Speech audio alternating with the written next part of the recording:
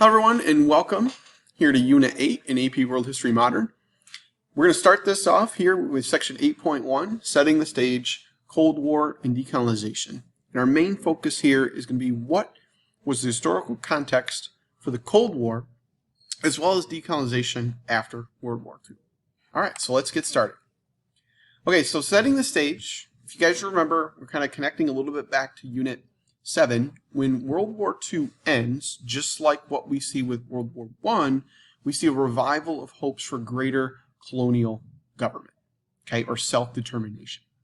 Now, back to the ending of World War II, we're going to see ideological differences between the Western Allies, so mainly the United States and Great Britain, the capitalist countries, and the Soviet Union, so the communists. These differences are going to lead to tensions that are going to span a variety of different aspects. Okay, and then lastly, the colonies' desires for independence, whether it's British colonies, French colonies, or others, plus these ideological differences are going to lead to the Cold War or help expand the Cold War and lead to decolonization. All right, so let's talk about bringing it into the war. So once the war kind of focused and turned to the point where you knew the Allies were going to win, the Allies themselves started to organize various conferences or meetings to set up what the post-war world would look like. Now, there are a variety of conferences, but the three main ones are going to be the Tehran Conference, the Yalta Conference, and the Potsdam Conference. And they're primarily led by the big three, that being the leaders of the United States, which would be FDR, the United Kingdom, mostly Winston Churchill, and then the Soviet Union, which is Stalin. And Stalin is going to be the only one here of these big three that's actually going to last for the entirety of the war, with FDR dying in April of 1945 and Winston Churchill losing an election and being replaced by the Potsdam Conference, actually in the middle of it.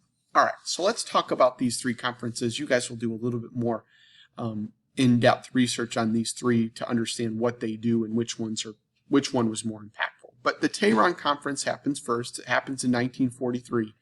And basically what happens is they agreed to the Soviets to freeing Eastern Europe, whereas the Western Allies are going to free Western Europe. So basically the United States, Canada, Great Britain, France, as well as the others are going to focus on attacking France and so forth. Okay, so this is before the D-Day invasion. The Soviets are going to gain territory from Poland in this agreement at the conference, and Poland is going to be supplemented to the territory they lose to the Soviets with territory that mostly they're going to gain from Germany as well as some other places, but mostly from Germany. All right, those are the main agreements in its basics here with Tehran. In terms of the next conference, Yalta, we see that FDR is arguing that he wants free elections to be brought back to Eastern Europe, and he also wants the Soviets to help the United States by attacking Japan in the Pacific Theater. Stalin, on the other hand, wants to have increased influence over Eastern Europe, kind of basically what the Soviets were trying to do after the end of World War I and kind of those fighting that was going on in the Russian Revolution and the Russo-Polish War. Plus, he wants Eastern Europe to be a buffer zone from Germany so that something like what just happened with World War II and the attack that Germany did on the Soviet Union won't happen again. Plus, if he gets those things, he does agree, hey, I will agree to help and attack Japan. This doesn't happen all the way. Both sides don't get exactly everything they want. The agreement essentially comes down to that the Soviets will help the United States and eventually attack Japan, but Stalin is kind of non-committal and very vague on whether or not he will actually lead or allow free elections to happen in Eastern Europe. And spoiler alert, he's not really going to allow that to happen. All right, so let's move on to our last conference here. It's the Potsdam Conference. So at this time, President Roosevelt has died, so now we have President Harry Truman. He comes in, he is still insisting on free elections in Eastern Europe, but by this point in the war, okay, there's a problem in that instance. He can't really do anything in terms of pushing free elections because the Soviets control the majority of Eastern Europe.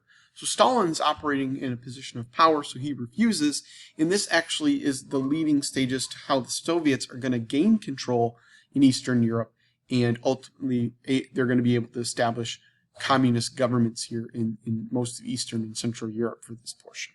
Okay, so ultimately these three conferences failed to settle the differences between the Allied powers, and this is what leads to the Cold War. If they would have been settled here, perhaps there would be no Cold War that's going to exist, but they're not able to settle those differences, and we get this conflict. All right, so let's talk about how the balance of power shifts in Europe and actually globally after World War II. And we'll do more of this specifically as we move through this unit. So again, this is all just context. So in World War II, you see who comes out of it destroyed, who comes out of it for the better. Basically, most of Europe and Asia are devastated by World War II. Okay, infrastructure destroyed in many countries, particularly Germany. Soviet Union is hit really hard, even though they're going to emerge as a superpower. But you know, there's 40 to 60 million deaths. And then you also have a huge migration of people as well. Some are moving for opportunity. Like you see a variety of communities that spring up in like Australia, the United States that are Polish, for example.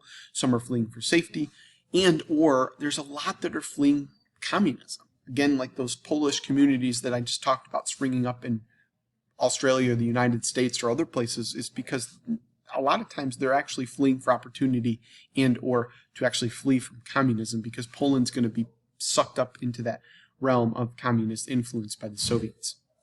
But the destruction in Europe is uneven. The majority of the destruction in Europe is primarily in Central and Eastern Europe, because Germany and the bombing campaigns and the campaigns by once the Allies get into Germany, plus the just sheer devastation that's wrought on Eastern Europe through the campaign on the Eastern Front between the Germans and the Soviets, means that there's a huge population loss and there's a lot of destruction.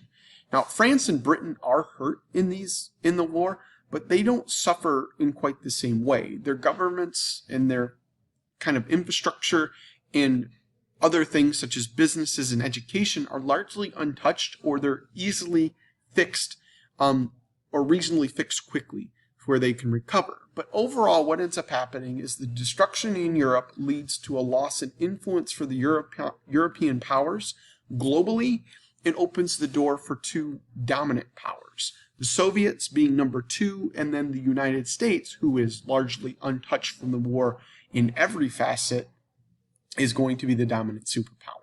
And this rivalry is going to expand. All right, so here's a graph here. You guys can see the death toll.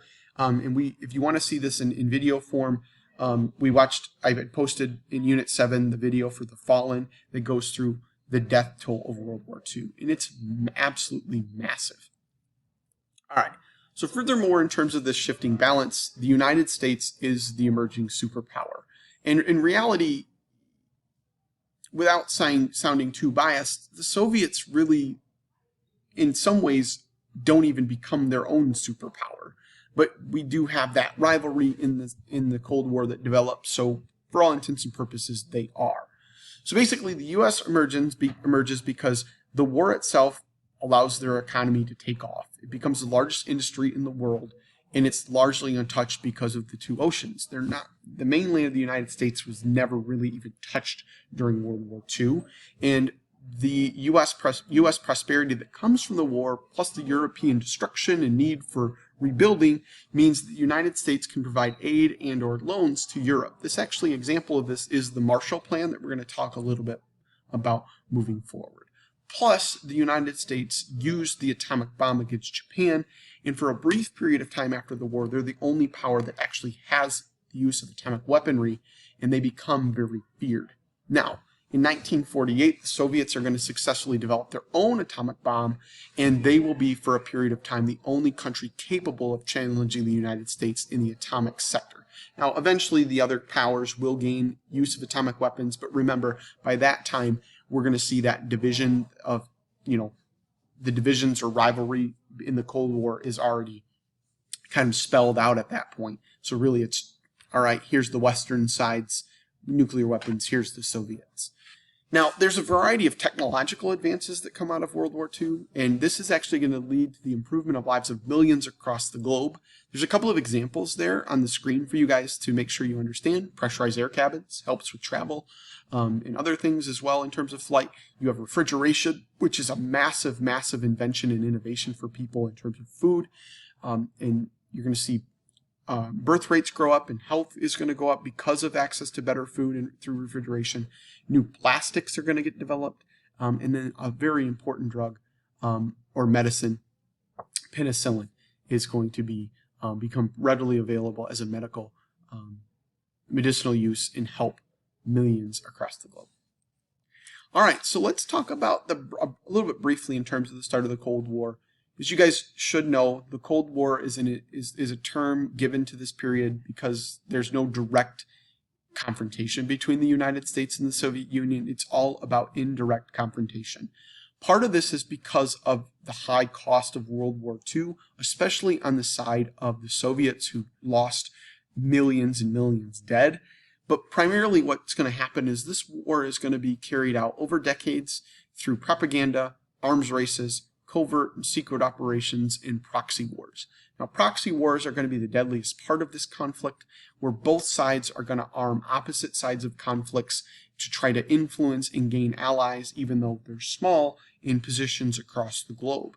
And oftentimes these smaller conflicts, because of support by the Westerns, capitalist nations of the United States and the Soviets, are going to actually expand into bigger conflicts. Think the Korean War, the big one being Vietnam, and then also in Afghanistan as well.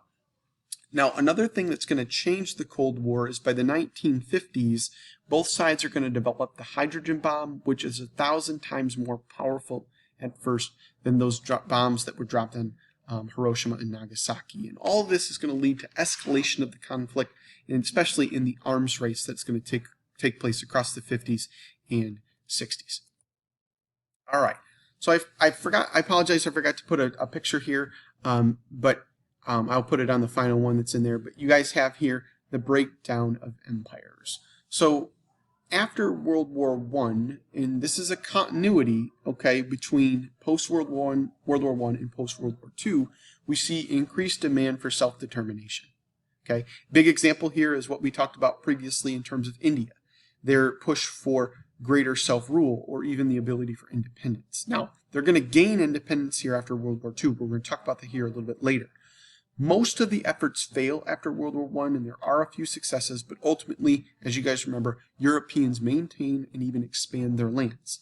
Now, moving forward, we're going to directly talk about decolonization, but as for context, I need you guys to understand this for why decolonization happens after World War II specifically. The colonial powers during World War II were focused primarily stopping the Axis, especially Britain and France looking at Hitler. This leads to the foundations of their collapse because they're not paying attention to their colonies as much. The war distracts them a little too much, and especially when you combine it with World War I in connection, that happens twice in the matter of 30 to 40 years. Okay. So here's the reason why decolonization, or what the road for decolonization is starting. You have the growth of self-determination movements and independence movements growing drastically after World War II, and they take on a different tenor than what they were after World War I. France and Britain are primarily weakened enough to where they have fewer and fewer resources to actually resist unrest, whether it's peaceful or violent, across their empires. And then, with the changing structure of power balance across the globe between the United States and the Soviet Union and their rivalry that's going to develop in the Cold War, their support for anti-colonial activists and movements across the globe to get groups on their side to facilitate their power and their balance across the globe is going to lead to decolonization. All right, guys, that's all I have for you here in this first lecture for Unit 8, and I'll see you in the next one.